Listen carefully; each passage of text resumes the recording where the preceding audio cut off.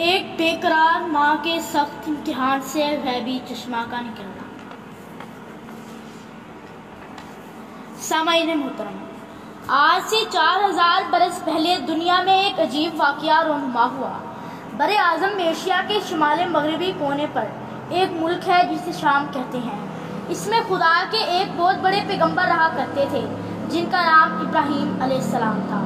حضرت ابراہیم علیہ السلام بوڑھے ہو گئے مگر ان کے ہاں کوئی اولاد نہ ہوئی۔ اس پر انہوں نے خدا سے گر گرا کر فرزند کے لیے دعا مانگی، ربی ہب لی من الصالحین۔ اللہ تعالیٰ نے ان کی دعا سن لی اور 86 برس کی عمر میں ان کے ہاں ایک چاند سا بیٹا پیدا ہوا۔ بیٹے کا نام انہوں نے اسماعیل رکھا، جس کے معنی ہے خدا نے دعا سن لی۔ مگر اسماعیل علیہ السلام پیدا ہونے کے تھوڑے ہی دنوں بعد خدا نے ان کے باپ حضرت ابراہیم علیہ السلام کا سخت امتحان لینا چاہا۔ اللہ تعالیٰ نے فرمایا، ابراہیم جاؤ، بچے اور اس کی ماں کو عرب کے لکودک ریگستان میں چھوڑ آؤ۔ بڑے ارمانوں اور دعاؤں کے بعد بڑھاپے میں اولاد پیدا ہوئی تھی۔ اسے ایک ویرانے میں چھوڑ آنے کے معنی یہ تھے کہ وہ تڑپ تڑپ کر ہلاک ہو جائے۔ بیوی بادشاہ مصر کی لڑکی تھی، نہایت ناز و نعمت سے محلوں میں پلی ہوئی۔ اسے سنسان بیابان میں تنہا چھوڑ دینے کا مطلب یہ تھا کہ 2 ہی دنوں میں اس کا خاتمہ ہو جائے۔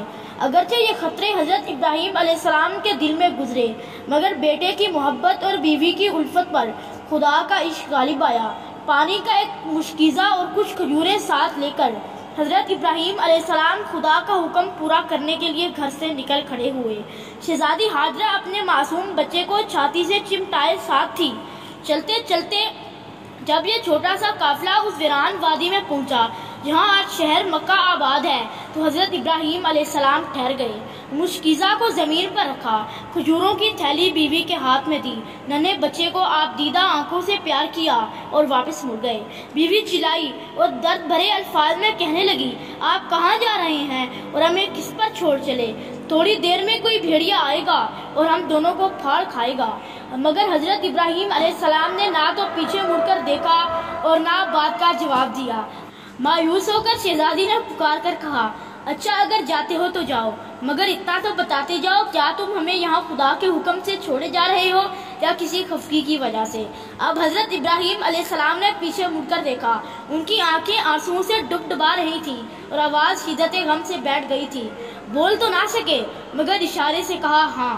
اس پر شہزادی بولی، پھر خدا ہمیں ضائع نہیں کرے گا، جاؤ، شوق سے جاؤ۔ یہی شہزادی میرے آقا علیہ السلام کی جدہ مائدہ تھی جن کا نام ہاجرہ تھا۔ بے قرار ماں۔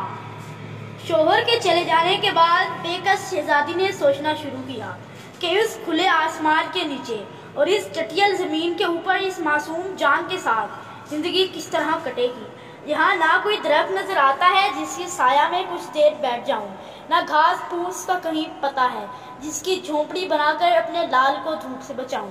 اس نے حسرت کے ساتھ ارد گرد کی کچھ پہاڑیوں کو دیکھا اور خاموش ہو گئی۔ شہزادی نے اپنے لختے جگر کو، جو شاہ مصر کا نواسا اور پیغمبر شام کا بیٹا تھا، پتھریلی زمین پر لٹا دیا۔ نیچے نہ کوئی بوریا تھا نہ کپڑا، اور سوچنے لگی اب کیا ہوگا۔ 3-4 دن کے بعد جب مشکیزہ کا پانی ختم ہو گیا تو ننھا معصوم مارے پیاس کی زمین پر تڑپنے لگا۔ اس کے ہونٹوں پر پیڑیاں جم گئی اور شدت پیاس سے اس کی زبان باہر نکلنے لگی۔ ماں کا دل اس دردناک نظارے سے پاش پاش ہو گیا، مگر وہ پانی کہاں سے لائے جو اپنے لال کے منہ میں چوائے؟ یہ خیال کر کے کہ اب بچہ کوئی دم کا مہمان ہے، ماں کے چہرے پر ہوائیاں اڑنے لگیں۔ اس نے پانی کی تلاش میں انتہائی حسرت کے ساتھ چاروں طرف نظر دوڑائی مگر پانی انکا تھا۔ ممتا کی ماری ماں بڑی بے قراری کے سامنے کی پہاڑی پر چڑھ گئی کہ شاید وہیں سے کہیں پانی کا کوئی چشمہ نظر آ جائے، لیکن بے ثبوت۔ وہ وہاں سے اتری اور اس کے بالمقابل دوسری پہاڑی پر چڑھی، یہ پانی ڈھونڈنے لگی کہ یہاں بھی اسے ناکامی ہوئی۔ اتنے میں شہزادی کو خیال آیا کہ بچہ پیاس سے تڑپ تڑپ کر کہیں مر نہ گیا ہو۔ اس خیال کے آتے ہی وہ بڑی بے چینی کے ساتھ پہاڑی سے اتری اور دوڑ کر بچے کو گود میں اٹھا کر چھاتی سے لگا لیا۔ بچہ ابھی تک زندہ تھا مگر پیاس کے مارے نہایت نڈھال ہو رہا تھا۔ امید پر دنیا قائم ہے۔ ماں نے سوچا لاؤ ایک مرتبہ اور پہاڑی پر چڑھ کر دیکھوں، شاید پانی کا کچھ سراغ لگ سکے۔ وہ پھر دوبارہ پہاڑی پر چڑھی اور دور تک دیکھتے رہی مگر پانی کہیں ہوتا نہ ملتا۔ مایوس اور دل شکستہ ہو کر شہزادی پہاڑی سے اتر آئی مگر دل نہ مانا اور خیال کرنے لگی کہ لاؤ دوسری پہاڑی پر بھی دوبارہ چڑھ کر قسمت آزمائی کروں، مگر پانی کہاں تھا۔ اس شہزادی نے دونوں پہاڑیوں کے جن کا نام صفا اور مروہ ہے 7 چکر لگائے۔ ہر مرتبہ آتی اور اپنے لختے جگر کو دیکھ جاتی اور پھر بڑی بے قراری کے ساتھ پانی کی تلاش میں پہاڑی پر چڑھ جاتی۔ غیبی چشمہ۔ 7ویں دفعہ جب ماں اپنے بچے کی خیریت دریافت کرنے آئی تو اس نے بڑی حیرت سے دیکھا کہ جہاں بچہ پیاس کے مارے ایڑیاں رگڑ رہا ہے وہاں کچھ نمی نظر آتی ہے اور اس نمی میں پانی جھلک رہا ہے۔ مسرت اور تعجب کے انتہائی جذبات کے ساتھ بڑی پھرتی سے شہزادی آگے بڑھی اور بچے کا پاؤں آہستہ سے ہٹا کر ہاتھوں سے زمین کریدنے لگی۔ اس کی خوشی کا ٹھکانہ نہ رہا جب مٹی ہٹاتے ہی زمین سے پانی نکلنے لگا۔ جو شہزادی مٹی ہٹاتی پانی زور سے نکلتا یہاں تک کہ زمین پر بہنے لگا۔ ان بساط کے مارے مایوس ماں کی باچھیاں کھل گئی۔ اس نے دوڑ کر بچے کو گود میں اٹھایا اور چلو میں پانی لے کر اسے پلایا۔ تب کہیں بچے کی جان میں جان آئی اور اس نے اپنی کٹورا سی آنکھیں کھول دی، جنہیں دیکھ کر شہزادی فرط مسرت سے بے خود ہو گئی اور بے اختیار خدا کے حضور سجدے میں گر پڑی جس نے اپنی قدرت سے اس پتھریلی زمین میں چشمہ پیدا کر دیا تھا۔ پانی اب بھی بہہ رہا تھا اور اس کی نکاسی میں برابر زیادتی ہوتی جا رہی تھی۔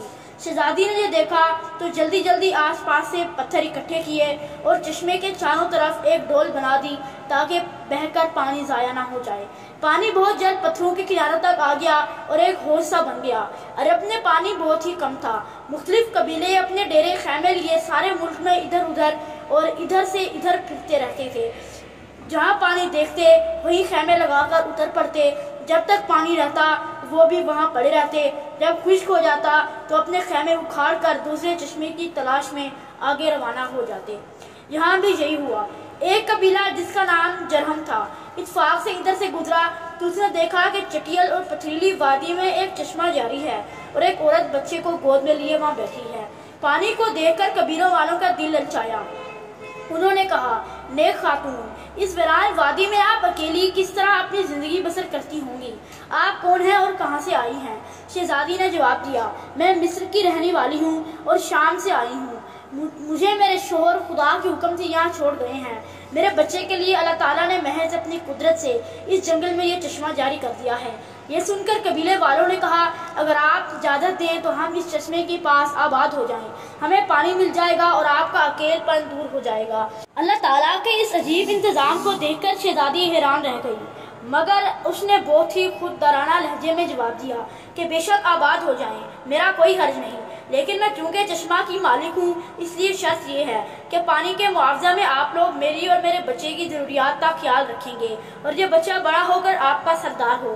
میں تمہیں بتائے دیتی ہوں کہ یہ معمولی لڑکا نہیں بلکہ شاہ مصر کا نواسا اور ابراہیم علیہ السلام پیغمبر کا بیٹا ہے۔ قبیلے والوں نے بڑی ہی خوشی اور احسان مندی کے ساتھ یہ دونوں شرطیں مان لی اور وہاں آباد ہو گئے۔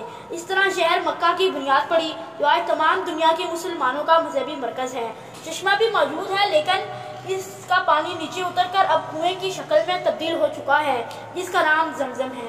بعض واقعات عام نظر میں معمولی ہوتے ہیں مگر ان کا اثر اکثر اوقات نہایت عظیم الشان ہوتا ہے۔ حضرت حاجرہ علیہ السلام کے اسی واقعے کو دیکھ لو۔ ان کا پہاڑیوں کے درمیان دوڑنا بظاہر ایک معمولی بات تھی مگر یہی واقعہ بعد میں ایک یادگار بن گیا۔ چنانچہ آج بھی جب ہزاروں لاکھوں مسلمان مکہ معظمہ میں حج کرنے کے لیے جمع ہوتے ہیں تو حج کے دوسرے ارکان کے ساتھ صفا اور مروہ کے درمیان بھی ضرور دوڑتے ہیں۔